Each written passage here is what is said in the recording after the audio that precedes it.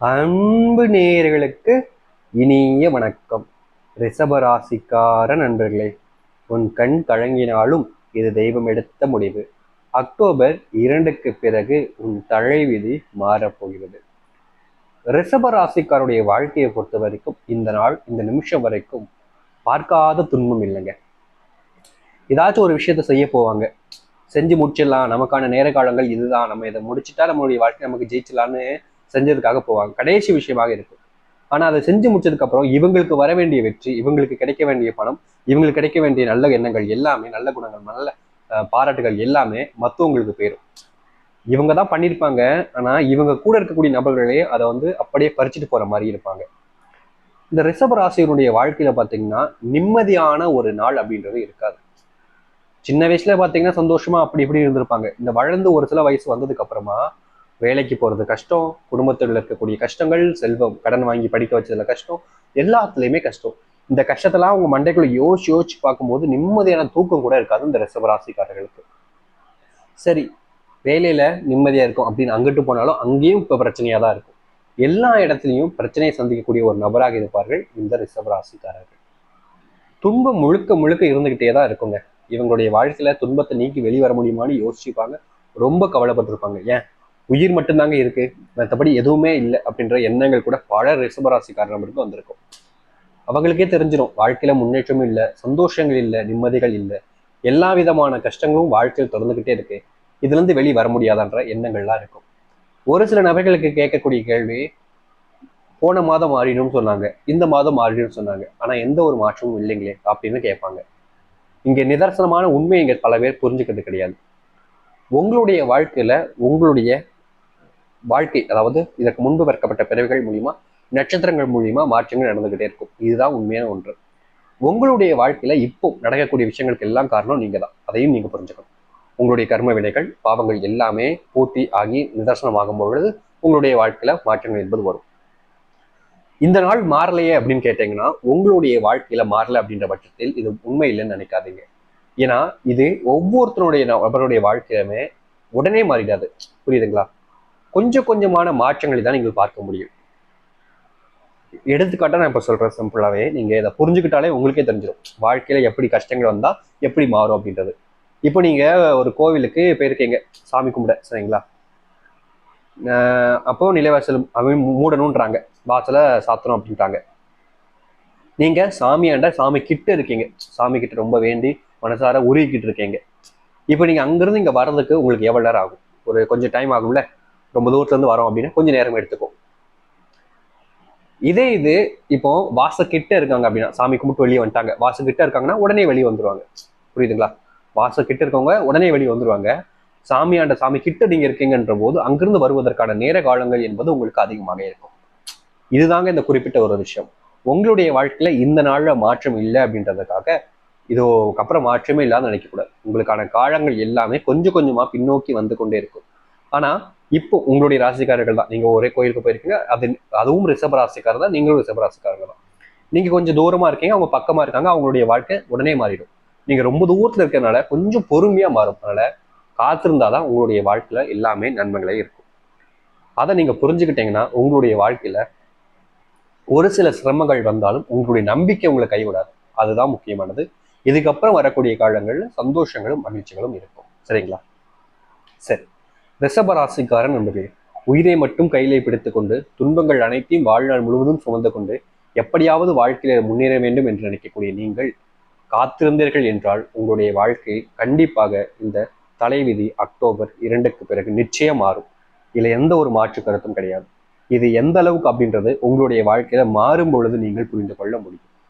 சரி, இதற்கு நீங்கள் என்ன செய்ய வேண்டும், இனி வரக்கூடிய காலங்களில் எப்படிப்பட்ட வாழ்க்கை இருக்கு அப்படின்றத நம்ம பார்க்கலாம். அதற்கு முன் நம்முடைய சேனலுக்கு நீங்கள் ஒரு புதிய பார்வையில் இருப்பினும் இது வரைக்கும் நம்ம சேனலை சப்ஸ்கிரைப் பண்ணாமல் பார்க்குறேன்ற போதும் சேனலை மறக்காம சப்ஸ்கிரைப் பண்ணிக்கோங்க. பக்கத்தில் இருக்கக்கூடிய பெல் ஐக்கானையும் கிளிக் பண்ணிக்கோங்க. அப்பதான் நம்ம போடக்கூடிய அனைத்து தகவல்களும் உங்களுக்கு நோட்டிஃபிகேஷனா வந்து கொண்டே இருக்கும். முடிஞ்ச அளவுக்கு வீடியோலாம் ஸ்கிப் பண்ணாம பாருங்க. ரிஷப ராசிக்காரன் நண்பர்களே, உங்களுடைய ராசி அதாவது அதிபதி யாருன்னு பார்த்தீங்கன்னா சுக்கிர பகவான் அமைந்திருக்கிறார். உங்களுடைய தெய்வமாக மகாலட்சுமியார் அமைந்திருக்கிறார்கள். ரிஷபத்தினுடைய நட்சத்திரங்களாக கிருத்திகை 2ஆம் பாதம் முதல் ரோகிணி, மிருகசீர்ஷம் 2ஆம் பாதம் முடிகிற வரைக்கும் நட்சத்திரங்களும் அமைந்திருக்கிறது. உங்களுடைய வாழ்க்கையில, அதாவது பாத்தீங்கன்னா சொல்லணும்னா இனி வரக்கூடிய காலங்கள்ல ரிஷபத்தினுடைய வாழ்க்கையில எப்படிப்பட்ட விஷயங்கள் நடக்க போகுது, முக்கியமா சொல்லணும்னா உங்களுடைய வாழ்க்கையில இனி என்னென்ன துன்பங்கள் என்னென்ன நன்மைகள் இருக்குன்றதை நம்ம பார்த்துக்கலாம். உங்களுடைய கிரக நிலைகளின் படி இனி வரக்கூடிய காலங்கள் எப்படி தெரியுமா இருக்கும். நீங்கள் உங்களுடைய வாழ்க்கையில புது வீட்டுக்கு செல்றதா இருக்கலாம், அல்லது புது மனையான நீங்க வீடு வாங்கி அங்கே குடியேறுவதற்கான வாய்ப்புகளும் இருக்கும். இந்த மாதத்துல உங்களுடைய சுத்தி இருக்கக்கூடிய நபர்கள் உங்களுக்கு பணம், அதாவது அந்த ஒரு விஷயத்த உங்களுக்கு கொடுப்பதற்கு வாய்ப்புகள் இருக்கிறது. உங்களுடைய கஷ்டத்தை புரிந்து கொண்டு உங்களுடைய திறமைகளை வெளிப்படுத்தக்கூடிய கால நேரங்களாக இப்போது இருக்குது. நிறைய நாள் யோசிச்சுட்டே இருப்பீங்க, நம்மளுடைய திறமை இருக்கு, எப்ப வெளிப்படுத்த ஏதாச்சும் பிரச்சனையாயிருமோ அப்படின்னு. இந்த காலகட்டங்கள்ல நீங்க வெளிப்படுத்துவது உங்களுடைய வாழ்க்கையில உங்களுடைய திறமைகள் மூலியமா நன்மைகளை ஏற்படுத்தி கொடுக்கும்.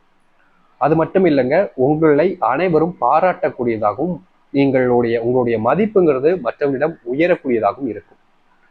நீங்க செய்யக்கூடிய தொழில் அப்படின்னு பார்த்தீங்கன்னா, கடன் வாங்கி தொழில் நடத்திக்கிட்டு இருந்தாலும் சரி, இல்லைன்னா நீங்களே சொந்தமா பணம் கொஞ்சம் சேர்த்து வச்சு தொழில் நடத்தாலும் சரி, இப்போது உங்களுடைய வாழ்க்கையில உங்களுடைய தொழில நிறைய முன்னேற்றங்கள் இருக்க போகுது.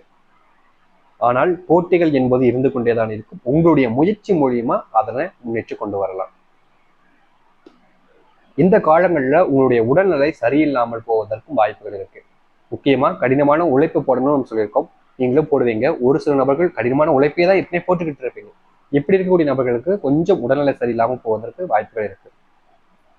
தொழில் சரிங்க. உத்தியோகத்தில் இருப்பவங்களுக்கு என்னங்க அப்படின்னு பார்த்தீங்கன்னா, உங்களுடைய வாழ்க்கையில் நீங்கள் உத்தியோகத்தில் இருக்கீங்கன்ற போது வெளியூர் பயணங்கள் செல்ல வேண்டிய நிலைமையும், அப்படி செல்லக்கூடிய வெளியூர் பயணங்கள் அலைச்சலையும் ஏற்படுத்தி கொடுக்கும். வீண் அலைச்சல் தான், எந்த ஒரு மாற்றத்தையும் நன்மைகளையும் கொடுக்காது.